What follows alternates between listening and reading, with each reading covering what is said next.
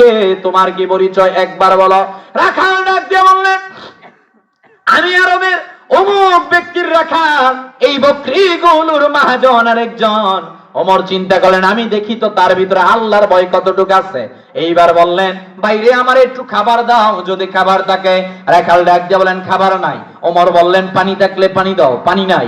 ডাক দিয়া বললেন, ওমর রাখাল, তোমার কাছে তো কিছুই দেখছি নাই, এই যে বিশাল বড় বকরির পাল, তুমি আমার একটা বকরি দাও, আমি তোমার স্বর্ণ মুদ্রা দিব, বিনিময় তোমার মহাজন যদি জিজ্ঞেস করে, তুমি তো এইটাও বলতে পারবা যে এই বকরি থেকে একটা বকরি চোর নিয়ে গেছে কিংবা বাঘ নিয়ে গেছে। আমিরুল মুমিনিন সাইয়েদনা ওমর ফারুক বিশাল মরু প্রান্তরের মধ্যে যুবকটাকে পরীক্ষা করার জন্য এই কথা যখন বললেন, ওই যুবকটা, রাখালটা এইবার ওমরকে এখনো চিনে নাই।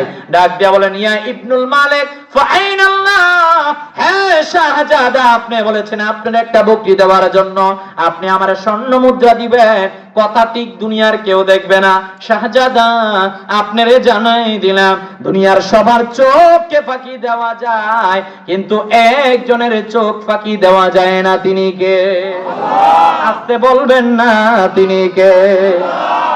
এই ঘটনা যখন ওমর দেখলেন, হায় রে হায়, আরবের মরু প্রান্তরের মধ্যে রাখালের মতো যদি আল্লাহ ওয়ালা তাকওয়াবান বান্দা এই পৃথিবীর মধ্যে থাকে।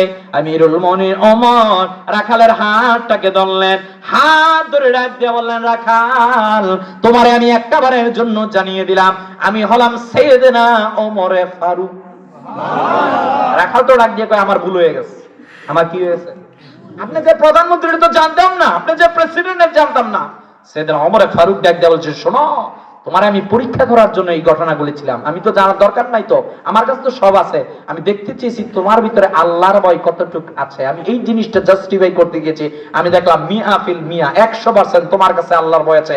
তোমাকে সাক্ষী রেখে একটা কথা বলি, যতদিন তোমার মতো প্রত্যেকের ভিতরে আল্লাহর ভয় থাকবে, ততদিন মুসলিমরা কখনো কারো কাছে মাইর খাবে না। কথা বলেন না?